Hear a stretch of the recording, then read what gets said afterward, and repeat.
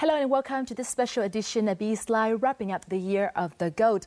We're glad that you've tuned into our show despite all the work you may have before the Lunar New Year. The past year has seen significant progress in Vietnam's economy, with a flurry of free trade agreements being signed or negotiated and an improved business environment. The equitization process of state-owned enterprises and the restructuring of banks has received more positive results compared to the previous period between 2006 and 2010. Together, these have helped the country enhance its competitiveness in the era of economic integration. And along with this is a healthy and growing startup community made up of people with strong entrepreneurial spirit who look to innovation for solving critical issues. And on today's program, we have invited three prominent Vietnamese young people from the homegrown startup community who will share with us their business stories in 2015 and plans for the coming year. Phạm Quốc Đạt, Director of Hatch, a Hanoi-based startup incubator. Phạm Quang Huy, General Manager of Lozi Hanoi, a social food sharing app. And Hoàng Minh Nhật, owner of Bánh mì Minh Nhật, a Vietnamese food chain. And now let's take a glimpse into their startups in the following clip. Launched in 2013, Hatch aims to connect entrepreneurs in any sector to resources so their startups have improved chances of success. In 2014, it piloted its very first incubation program to provide direct mentorship for startups in Vietnam. Its co-founder Phạm Quốc Đạt made it to Forbes 30 Under 30 list this year. Founded in early 2014, Lozi has gained popularity as a food searching app with a colossal number of eateries. The app allows its users to upload and share their photos and opinions with their like-minded. After winning MasterChef Season 2 in 2014, 24-year-old Hoàng Minh Nhật decided to use her expertise to open her own chain of Vietnamese sandwiches or bánh mì stores. The chain has captured much attention from social media and customers, putting it in the list of 2015's Forbes 30 Under 30.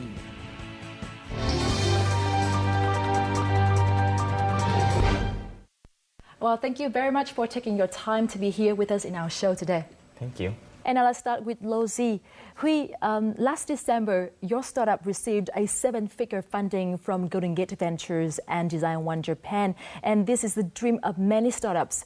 Could you share with us how you got it and what attracted these investors to your business? Lozi approached our investor actively. As you know, that the members and management team actually are college dropouts. They were brave enough to sacrifice their own education just to go for Lozi, and that was a really convincing reason. The app itself also attracted quite a number of young people to go for it, so they are checking the app every day. They check for food, they check for drink, they check for places. So all these combined factors together, I think, has made our deal successful. Mm-hmm. And now, Minh Nhật, congratulations on being in Forbes Vietnam's 30 Under 30 list. Oh, thank you very much. Your first Bánh mì Minh Nhật store was opened last April, and since then, how many stores have you opened, and how has business been? Since April until now, we have 10 stores open in most of the main district of Hanoi. So the business has been going very well, and I see that by opening the first bánh mì chain, by elevating the new level of Vietnamese street food, has created a new trend of the people who's really caring about Vietnamese street food, and more bánh mì chain are opening today. And Dad, also congratulations on being included in Forbes Vietnam 30 Under 30 list. How was 2015 for Hatch? And could you tell us more about Hatch events and activities during the past year? 2015 was actually like a very interesting journey for Hatch program in general. Definitely like a significant growth from 2014. We opened our first cooking space. We worked with the IPP to implement the acceleration program with 18 companies and 3 consortiums. And then we organized Hatch Fair 2015, which was probably the biggest startup event in Vietnam. I assume that what you and your startups have achieved is the result of your effort, not only in 2015, but also throughout previous years. Our audience may know of your achievements, but they may not be aware of the challenges that you have faced. Hui, how did you and your co-founders come up with the idea of Lozi, and how hard was it to turn this idea into an app that can draw 150,000 views a day? So our founder is Nguyễn Hoàng Trung. He was studying in Korea, and one day when he was visiting Vietnam, and he thought of, hey, I want to go out. I want to find a good food place, but I didn't know where to go. Then he thought of a product that helped people to achieve that simple purpose. So then the team, and together with other co-founders, the team started to build, to focus on building the app itself. And there was a lot of times that when we came up with prototype, there's a lot of bugs, a lot of errors, a lot of issues. And until after 2 years of fixing a product, improve the qualities, photos, and after 2 years, we were able to release the product to the public, and currently it had achieved significant traffic and as well as the number of users, which we are pretty happy now. You should be. Yeah. How about you, Minh Nhật? It would appear that winning MasterChef Season 2 helped you kickstart your business, but was it really smooth and easy as that? Yeah, it is the, advantages of starting a new business in the F&B field. But along the way has created many difficulties because the audience, the viewers, they don't understand. In the competition, I just only make few dishes in a short time. But now doing the F&B, it means that you created thousands of meals every day. The process is different, the management is different, and the way you control everything is very different. In the very beginning, I'm the only founder. I do everything on my own. I study everything. I study from the marketing to designer, to the food, to the construction of the store, every single thing. You're a jack of all trades. I have to do everything. So that is one of the biggest problems, that one people cannot do everything. You have to have the team. And now, Dad, could you tell us about what was difficult as well as easy about setting up and running Hatch, a startup incubator? The concept of, like startup is new in Vietnam. The concept of startup incubator is like, hey, what the hell is that? Like, you don't really know. When we first talked about startup incubator back in 2012 and 2013, people most talk about SMEs. Mm-hmm. And SME is ultimately quite different from startup. Startup is basically SMEs, but SME when we approach a bank, SME is like a company already generates at least $1 million in revenue, and they have the system set up, the everything set up. When you start a business, you're doing something quite innovative, and you don't have that much resources that you can work with. If people don't understand you, that's the biggest problem. But I hope that with everyone sitting in here, and then we talk about startup, then maybe the perception would change. Thế tiền như máu. Không phải là thiếu vốn mà là vấn đề các bạn sử dụng đồng vốn có hiệu quả hay không. Phải chứng minh được rằng là ông có thể mang lại lợi ích cho người ta cơ. Companies are not investing enough into their information system. Because of the cyber attack. When they can't maintain customer loyalty. Sink or swim is probably the most frequently asked question to startups. But the dream wears off, the reality hits. According to Vietnam's Ministry of Planning and Investment, 2015 was considered a year of startups boom with a record high of 94,000 businesses established. At the same time, however, nearly 70,000 went disruption. Meanwhile, on a global scale, 9 out of 10 startups fail, according to Forbes. Experts have pointed out several main reasons for startup failures, such as wrong reasons, insufficient capitals, location, overexpansion, or lack of IT skills. Topping the list, according to experts, may be insufficient capitals or inefficient use of capitals, but there are more key factors that weigh down a business. So what are the key factors to keep a new business afloat in the waters of the entrepreneurial sea?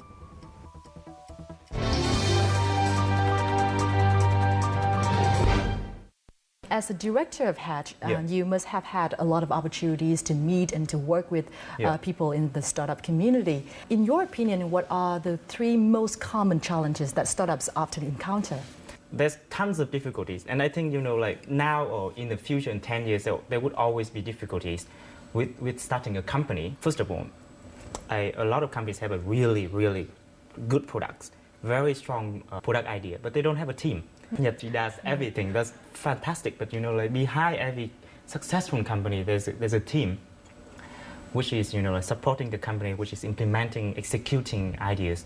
And a lot of companies in here don't have that strong team yet, and they don't focus on building a very strong team. The second problem I see is that once you have a team, then the issue is that sometimes you don't share the same vision. People have very different idea of what the company should be or what the company will go, and then ends up like conflicts inside the company. Once a conflict happens inside the company, it can cause a lot of damages to the company. The last thing I see is that since startup is so new in Vietnam, me myself personally, as I'm starting up a business, I can receive like tons of advice and tons of opinions about like, hey, this is what you should do, and then I meet someone else and like, hey, this is what you should do. Once you caught up in so many opinions, so many advice, you get really depressed. You are doing things that people tell you to do, but you didn't find who you are and what your business stands for. Okay, so Huy and Nhật, do you recall facing such challenges that Đạt just mentioned? Well, I like the first point of that when we were talking about a strong team. In our team, we have different people from different backgrounds, different set of personalities. At the end of the day, we only try to encourage everyone to look forward to the final goals of Lozi.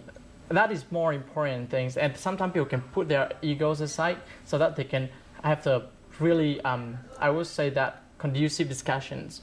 And the last thing that I think would be about the products.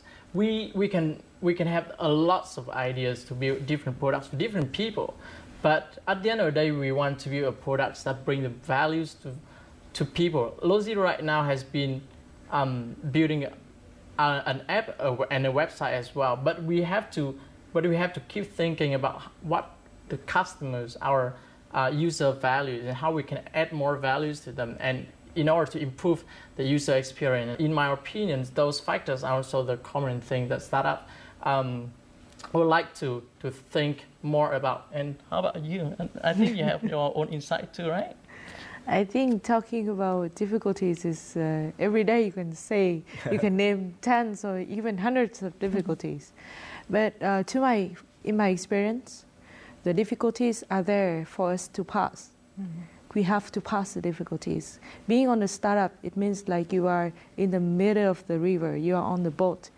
Whether you come to the next border or you die, this is the only way. So difficulties, you see it, you face it, and then you fix it.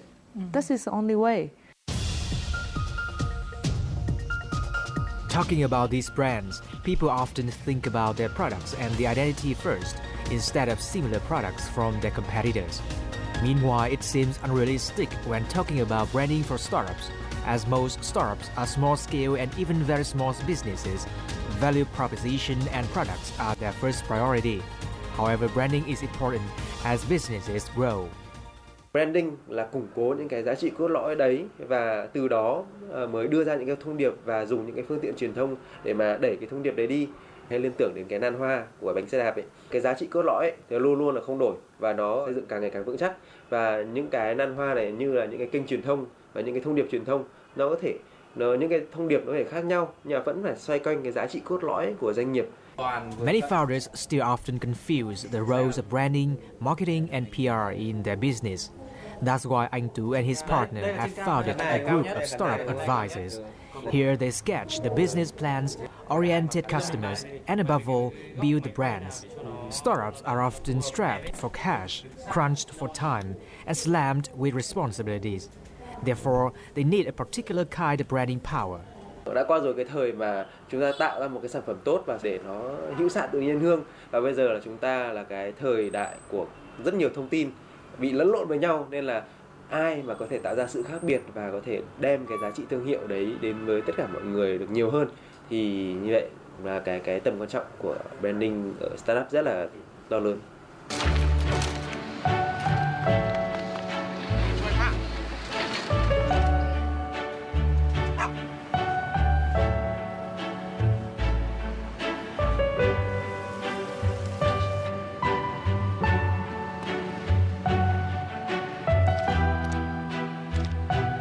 Thi thoảng chúng ta sẽ bắt gặp được những cái quảng cáo mà người ta không nói thẳng đến cái sản phẩm, mà thay vào đó là người ta có những cái đoạn clip đánh mạnh vào tâm lý của người tiêu dùng, và sau đó để lại một ấn tượng rất là sâu sắc và cuối cùng thì cái sản phẩm người ta muốn nói đến mới xuất hiện. In the end, the purpose of a branding strategy is to develop a sense of preference within the target customer segment.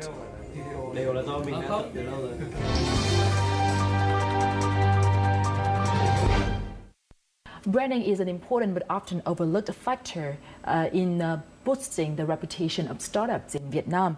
Minh Nhật and Huy, how much have you focused on building the brands of your startups?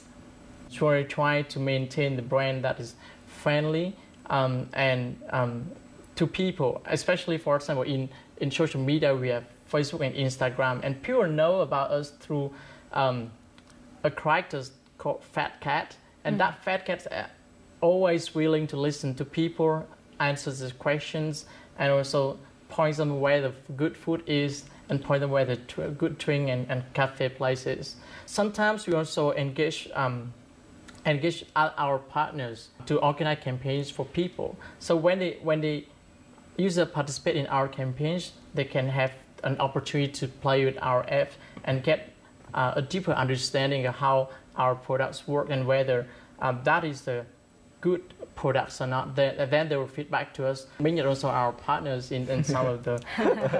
Sure. Startup helps each other a lot. Together we grow. And this is a win-win relationship, right? We are in a relationship. No doubt. It's a win-win relationship with another startups. And Lousy has happened to be one of the very good way to attract the customer and to build up our brand. Because Bánh mì Minh Nhật start with the very first way that the brand is me, myself. Along the way, I find out that it is not the only way. The customer cares about the master chef, but they cares about the good product. That I know that besides Hatch, you are also running a boutique marketing firm with a strong focus on branding. Yes. Do you think that Vietnamese startups have paid enough attention to branding? I don't think Vietnamese companies in general pay enough attention to branding. Most people don't understand branding. Most people think of branding as advertising and marketing campaigns and, you know, like Facebook, social media. But branding goes much deeper into that. When you go to the customer and whether the customers understand who you are, that is branding. And, you know, like the experience of the customer, I think Nhật would be able to enlighten that with us. The brand is almost everything. Yeah. We are learning day by day. To see the customer inside, what do they want, what do they need, and what do we have, what is our core values. I do have to add something. We are own startups, and by startup, you know, our nature is to change. When I first started Hatch, I have, you know, a different concept of what it would be. But then as, you know, like we grow the organization, we learn and we study and we, you know, like we adapt. So there has to be some flexibility in our brand so that it can grow with it can change. To me, I think that the core values of every company is the product. Because the branding is like show to the public everything, but the social media and every channel just only take the customer to you one time only. Mm-hmm. Yeah. And if the product is not good, they just go away and you never take them back. Many people compare startups with seeds. Therefore, startups should receive support from startup incubators as well as investors. However, the relationship between startups and investors should be reviewed. Tất cả những hoạt động đầu tư vào các startup là hoạt động tìm kiếm lợi nhuận cả. Chẳng có ai hỗ trợ ai, chúng ta nhớ một điều như vậy. Cho đây là hai bên đều có lợi. Therefore, to persuade investors, startups need to prove their return of investment through practical and feasible figures. Với những cái cách đi như thế thì chúng ta cũng cần phải tỉnh táo hơn, cần phải hiểu rõ cái giá trị cốt lõi của những cái ý tưởng đấy và am hiểu những cái đặc thù riêng của cái thị trường mà chúng ta định nhân bản cái ý tưởng đó, và quan trọng hơn nữa là chúng ta phải tạo ra một cái chất riêng, những cái điểm khác biệt riêng và bền vững. In case of failures, startup entrepreneurs face the failure of their idea. However, for investors, they are the one to lose money. And for Nam, money for a company is like blood for a body. Mất tiền của người khác thì nó dễ dẫn đến mất cái niềm tin của cái người đấy. Đấy, vào mình thì làm thế nào để mất tiền nhưng vẫn không mất niềm tin. Là cái thái độ làm việc nó rất là quan trọng. Thực ra là mất máu thì ai cũng sẽ phải gặp rồi. Thế nhưng người ta sẽ hỏi là mất cái đấy thì ông đã làm được cái gì?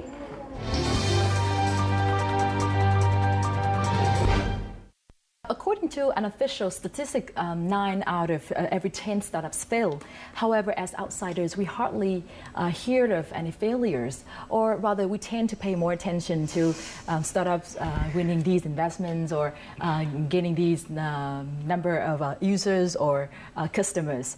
I'm curious about how insiders like you guys, those within the community, view failure. How comfortable are you discussing your failures with other people? To us, failures actually is a learning process. A couple of startups in Vietnam, they failed and they built it again, they failed, they built it again. And now they have a sustainable company right now. That reminds me of a quote from the CEO of Google, Sundar. You should wear your failure as a badge of honor. I'm comfortable to share about my failures. How about you? How about you? I remember somebody said that you have to fail 9 times to success 1 time. From the very first store, I invested in the first store is like triple times of the money than other store.